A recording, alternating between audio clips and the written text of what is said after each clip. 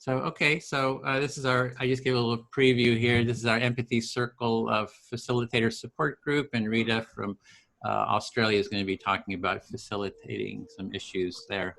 Yeah. So take it away. I guess mostly I have questions because I'm just like trying to figure out like who's out there right now. But to give a bit of background about what I've been up to. So as I said, like I ran a in-person empathy circle in January, an empathy cafe actually, of 30 people, and yeah, but I had like I've got access to a really great group of facilitators that come from a body of work called possibility management, so they're really good at being grounded and just being there empathically and reflecting, so I trust them a lot. And then we had like small groups of 4 to 5 people in each group, so it worked out really well. And then since then I ran 5 weeks of empathy cafes, with probably like 4 to 15 people online, again in the same sort of format. And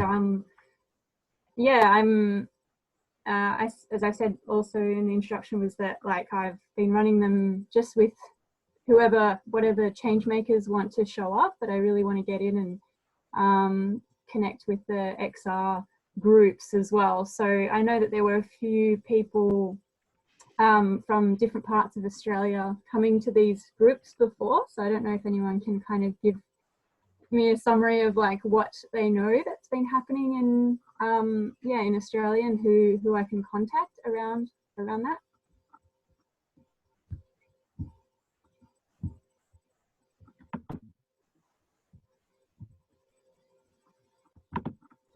Maybe even Leonie, if you've got some stuff about what what you've been doing.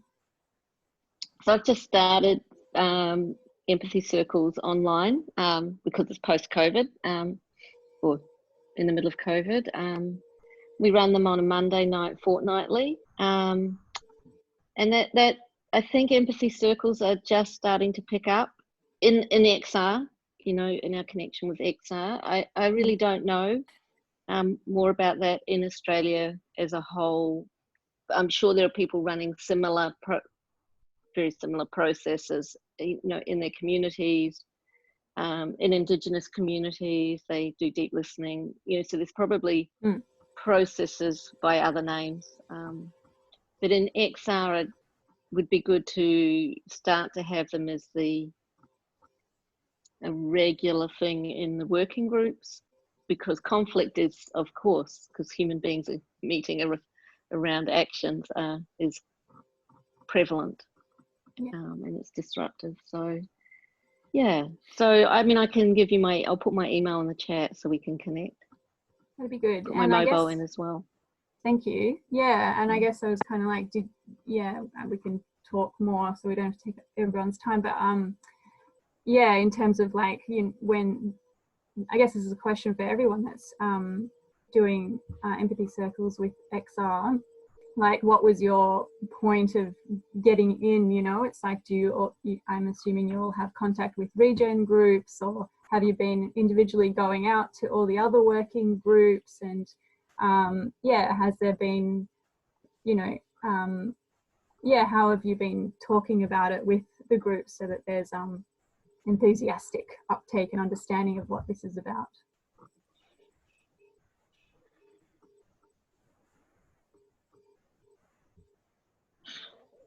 Our for Regen team in Sydney, our external coordinator advocates for empathy circles in the external coordinators meetings, and uptake is light.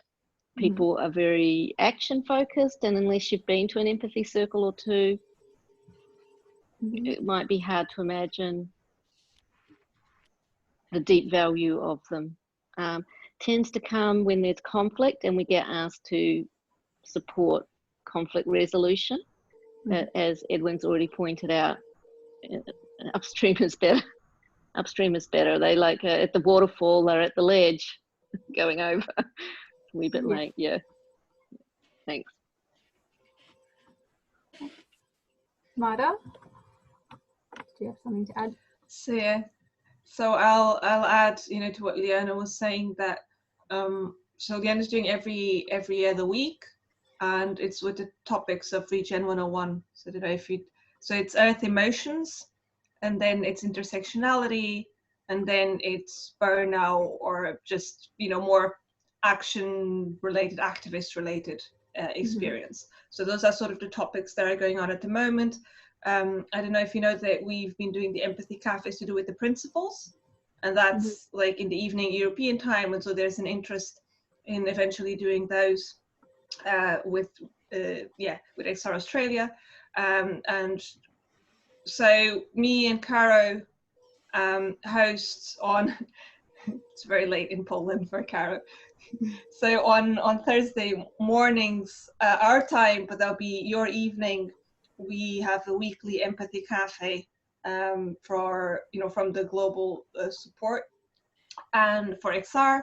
And so those, again, you know, Leona and others would come and help us host and co-facilitate.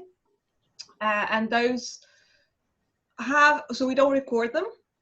You know, because some of the empathy cafes that we'd have, others we'd record, those we don't record them, and people come from all sorts. So there's Australian people, but then be people from Europe. There's like Malawi, Uganda, Hong Kong, and it's very mixed.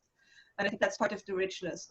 And then we either don't have topics, or at the moment we have something, it's called something like Life After Lockdown, Your Fears and Hopes about it. So we vary a bit. We have a sort of, you know, me and Carol, we have a feeling for what's needed, and we keep changing that. So that's a weekly thing to give people that opportunity. And so we've trained, me and Carol trained 2 cohorts of facilitators in Ireland, and we just, you know, setting up like training people. And training, what we mean, of course, as you know, it's not really like, it's just taking people through our experience of it. And so having an empathy, the main bit is people need to have had experienced one as participants and have a wish to facilitate. And then they come on and we have an empathy circle with them about facilitation, in which we share what, you know, what we've learned so far, our experience, and they share their motivations and any apprehensions that might have about being a facilitator. So it's like everyone learns sort of situation. And then what the step after that is people, when they feel ready, they come on the on one of the circles we host, and they can co-facilitate with us. So they get the benefit of the feedback and the debrief at the end and feel more supported and sort of build confidence. And ultimately the idea is that then they can host their own cafes, and we can support them in doing that to a point where they don't need us and we just disappear into the background. So that's sort of what we've been having. So we've done 2 cohorts of people in Australia, we're doing people around the world. And so there's this idea that the more people we train, the better, but at the same time to have a very clear, that people that, as you were saying, you know, that you had the trust in people, because that is experience in, I need to look up possibility management, but you had this trust in the group. I think that's what we're doing as well. We want to maximize the number of people we train, and we want to ensure that people have their own support networks, that they keep a certain, don't know if that's probably more than what you were asking, but yeah. No, it's very useful, thank you. And yeah, I'd love to know where to find out about the weekly groups, and I've got people that are also interested in facilitating and stuff, so I've been kind of just getting them to come along to the empathy cafes that I've been holding. And I know, Bill, I think you also talked about, you know, creating a facilitator training, so yeah, I'd love to hear about all that information. But I saw Edwin, you wanted to say something? Yeah, in terms of getting the buy-in, you know, and the uptake, because there's people who are into action, like, you know, we got to get out there, we got to, but I've been trying to, we did some empathy cafes on the topic of empathic direct action. So it's to sort of merge that, the action and the empathy, in the sense of doing an action where we actually go in front of the the White House, you know, in Washington, D.C., or the local city hall, or it would be your local parliaments, and say, we want empathy circles with the politicians, right? We want to be able to have an empathy circle with the politicians to talk about climate change.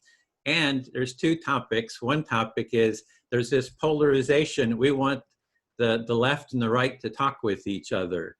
And we want to, because unless they can talk to each other, there's not going to be, you know, can't address climate change. So it could be an angle, and we were sort of heading towards that, but then with COVID, you know, we kind of closed that down. So that could be like a strategy to say to the activists, say, look, this is part of what we want to do, but you got to get prepared by practicing the empathy circle, because you got to, and then when we set up in the public space, that we offer empathic listening to the public.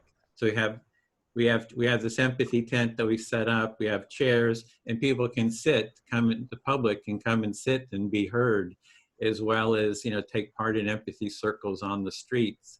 So that was sort of one strategy, you know, for getting buy-in. And the second was we were trying to have empathy circles with high-profile people. So we had it with, you know, some of the spokespeople from XR.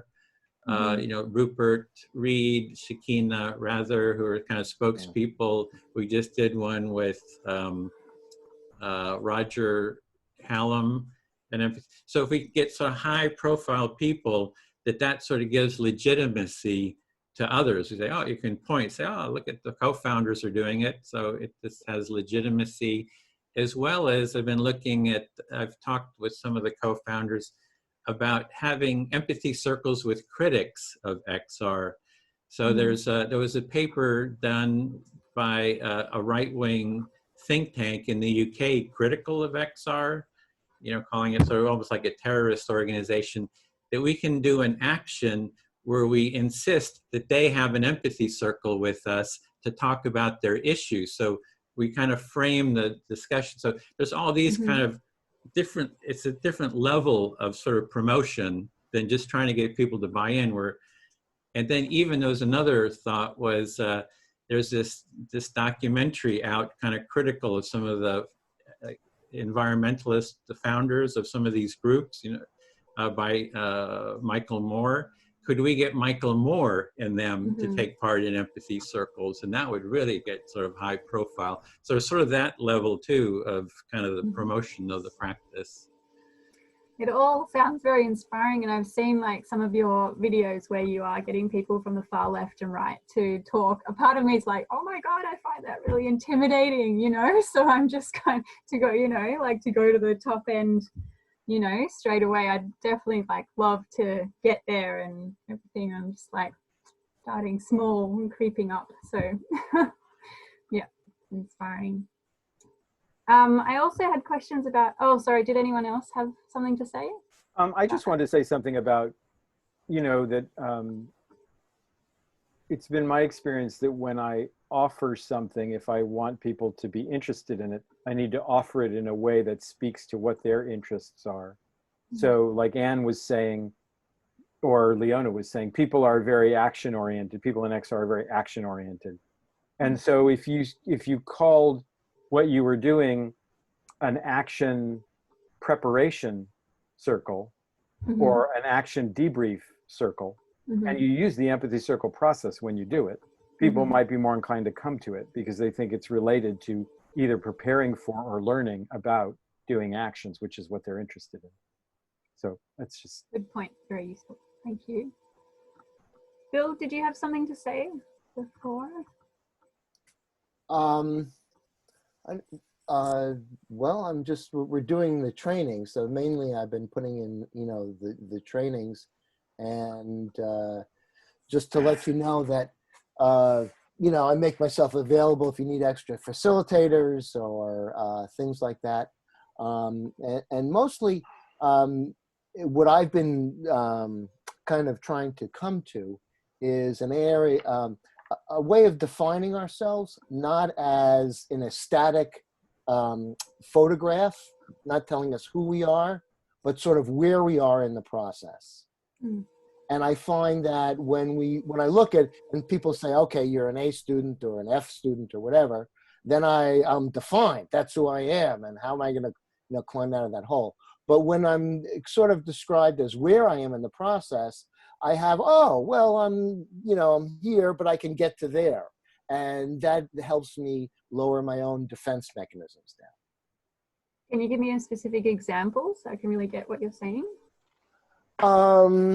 Well, we're coming up with sort of like a kind of like a self-evaluation rubric, what I call a dynamic rubric.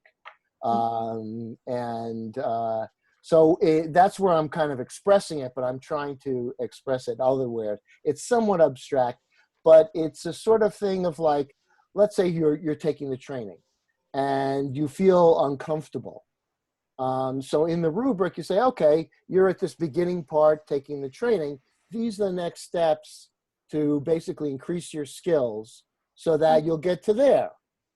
And you'll feel more comfortable. Mm-hmm. And that's about as best I can do. Cool. Thank you. I know, Anne, you had a question, but yeah, that seems like time. So